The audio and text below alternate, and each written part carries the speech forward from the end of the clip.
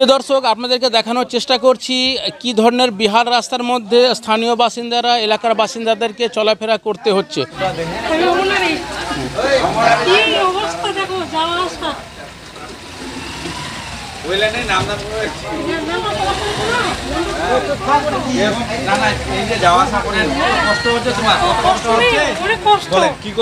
কেমন কষ্ট হচ্ছে? কি এখান থেকে আমি না 15 কিলোমিটার আমি সেন্টারে যাই, রায়নগর থেকে একেবারে হামিদপুরে। এখানে এত কষ্ট এখানে হচ্ছে, যা দেখতে পাচ্ছ আমাদের কি অবস্থা হচ্ছে, বুঝতে পারছি। এই বৃষ্টির মধ্যে এদের কম অসুবিধা এখানে প্রচুর কষ্ট। এখানে বাচ্চা কাচ্চা নিয়ে রাস্তাতে চলাফেরা খুবই কষ্ট হয়ে গেছে আমাদের। রাস্তার জল সব বাড়ির মধ্যে যাচ্ছে।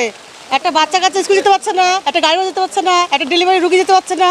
এই অবস্থায় কি যেতে পারে কেউ? কেউ যেতে পারে না। রাস্তার প্রচুর খারাপ। 2-3 বছর হয়ে গেল।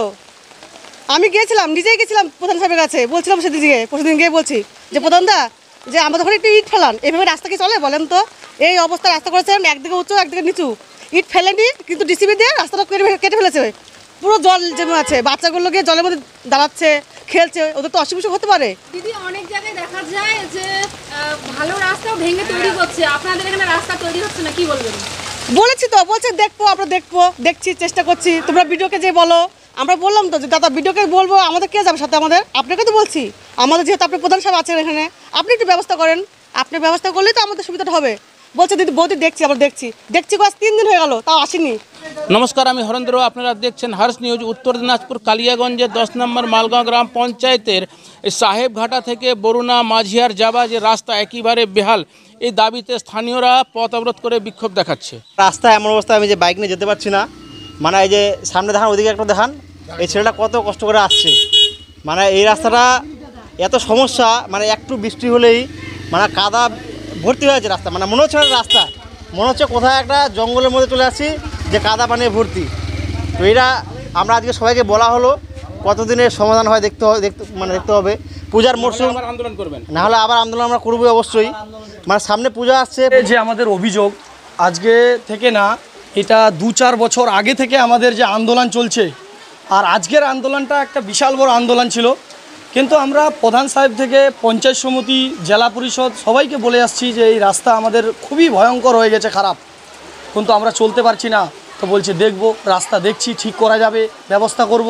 এরকম করতে করতে আমাদের 3-4 বছর চলে গেল। হ্যাঁ, আজকে পঞ্চায়েত সমিতির সভাপতি আসলো, প্রধান সাহেব কিন্তু এখনও 2-4 দিন ধরে আসেনি। আর 4 দিন ধরে যা প্রচণ্ড বৃষ্টি, আর এই 4 দিন আগে থেকে আমাদের রাস্তা আরও ভয়ঙ্কর হয়ে গেছে। ছোট্ট অভিযোগ, কিন্তু পলিটিক্যাল যে মানে যারা এখন রয়েছেন এই দায়িত্বে, তাদের কাছে হয়তো খুব বড়। সেই জন্য আমাদের একটা ছোট্ট একটা জিনিস বা ছোট্ট একটা সমস্যা তারা সমাধান করতে পারছেন না।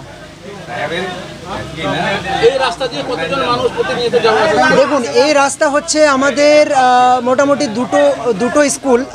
আমরা যদি দেখি, জিনগাঁও রয়েছে, আবার সাহেবঘাটা স্কুল রয়েছে। তো এই জায়গাটাতে আপনি যদি দেখেন, আমাদের গ্রামবাসী ছাড়াও স্কুলের ছেলে মেয়ে খুব কম করে হলেও 2 থেকে 4 হাজার জন প্রত্যেক দিন যাতায়াত করে। দাদা, আপনারা আজকে পথ অবরোধ করে বিক্ষোভ দেখিয়েছেন, কি বলবেন? কি বলবো বলতে হচ্ছে, এই রাস্তাটা সাহেবঘাটা থেকে গোবিন্দপুর রোড, রায়গঞ্জ থেকে মাঝিয়ার অবধি গাড়ি চলাচল করে। সাহেবঘাটাতে একটা হাই স্কুল, কয়েকটা বেসরকারি নার্সারি স্কুল, মানে প্রায় 2000 ছাত্র এবং ছাত্রী যাতায়াত করেন। তো গত 3 বছর ধরে এই রাস্তাটা জল জমে থাকতো। বিভিন্নভাবে গ্রাম পঞ্চায়েতকে, পঞ্চায়েত সমিতি এবং জেলা পরিষদ, বিডিও সাহেবকে আমরা বাই ফোনে এবং এর আগে আন্দোলনও হয়েছে, আশ্বস্ত করেছিলেন যে রাস্তাটা করে দেবেন। তো এই গত 2 দিন ধরে যে বৃষ্টি হচ্ছে, এই বৃষ্টিতে একবারে চলার অযোগ্য হয়ে গেছে। এখানকার লোকাল যিনি আছেন বা গ্রাম পঞ্চায়েত, তাকেও জানানো হয়েছে, মানে গ্রাম পঞ্চায়েত সদস্য প্রধানকেও জানিয়েছি, জেলা পরিষদকেও জানিয়েছি এবং বিডিও সাহেবকে জানিয়েছি। কিন্তু কিছু সুরা না হওয়ার পরে, এবং আজকে দেখলাম যে ছাত্ররা স্কুল যেতে পারছে না। কয়েকদিন ধরে ছাত্রদের স্কুল যাওয়া বন্ধ হয়ে গেছে, এই রাস্তাটা যেতে পারছে না। আজকে কয়েকজন ছাত্রী আমার সামনেই পড়ে গেল, বই সব কাদা টাদা ওর বাড়িতে চলে গেল। তো এটা কী হচ্ছে, তার ফলে আজকে আমার বিবেকে খুব লাগলো আর কি। এবং আমি নিজেও পড়ে গেছিলাম গত কয়েকদিন আগে। সেই আমার আঘাতের ছবি এবং আমার 2জন বাচ্চা সঙ্গে ছিল, তাদের বইগুলো কাদামাখা সহকারে ছবি আমি বিডিও সাহেবকে পাঠিয়েছিলাম। বিডিও সাহেবকে বলেছিলাম স্যার একটু দেখুন, বলছে দেখছি, তারপরেও কোনো কাজ হয়নি। আজ বাধ্য হয়ে আজকে সকাল 10টায় আমরা সাহেবঘাটা যে মেন রোড, সেই মেন রোডে আন্দোলন শুরু করেছিলাম। সকাল 10টা থেকে 1টা অবধি আমরা সেই আন্দোলন চালিয়ে যাই। 1টার পরেও 1টা অবধি লোকাল যে আমাদের প্রশাসন, গ্রাম পঞ্চায়েত বা পঞ্চায়েতের যে মেম্বার আমাদের সঙ্গে দেখা করেননি। তারপরে হচ্ছে আমাদের আইসি সাহেবের নেতৃত্বে আইসি সাহেব এসেছিলেন। উনি হচ্ছে তারপরে কালিয়াগঞ্জ পঞ্চায়েত সমিতির সভাপতিকে ডাকলেন। ডাকার পরে উনি আশ্বস্ত করে গেলেন আগামীকাল থেকে আপাতত ইটের খোয়া দিয়ে কাজ করবেন, মানে মানুষ যাতে চলাচল করতে পারে। আর আগামীতে 2-3 মাস পুজোর পরে হচ্ছে ঢালাই করবেন, কংক্রিট ঢালাই। যদি ঢালাই না করেন আমরা আগামীতে আরও বৃহত্তর আন্দোলন করব। কি সিদ্ধান্ত নিলেন? এখানে আজকে একটা রাস্তা নিয়ে একটা মানুষ, এলাকার মানুষ একটা পথ অবরোধ করেছিলেন। তো আমাদের কাছে খবর আসে এবং থানা থেকে আইসি সাহেবও এসেছিলেন, আমাদের WSRDA থেকে এক্সিকিউটিভ ইঞ্জিনিয়ার এসেছেন। আমরা সবাই মিলে সরজমিনে দেখলাম, ঠিকই আছে, রাস্তাটা খুবই খারাপ। কারণ দুই দিক দিয়ে মানুষ বাড়ি এতটা উঁচা করেছে, জলটা সব রাস্তার উপরে দাঁড়িয়ে যাচ্ছে, জন্য একটা সমস্যা হচ্ছে মানুষের যাতায়াত। যাই হোক, আমরা একটা সিদ্ধান্ত নিলাম যে টেম্পোরারি আপাতত আমরা যেইভাবেই হোক পঞ্চায়েত সমিতি থেকেই আমরা চলাচলের একটা ব্যবস্থা করেছি। তারপর পরবর্তীতে আমরা WSRDA হোক, জেলা পরিষদ হোক, সবার সঙ্গে আমার কথা হয়েছে, বা পঞ্চায়েত সমিতি থেকে হোক, এই রাস্তাটা পার্মানেন্টভাবে একটা সলিউশন আমরা করে দেবো।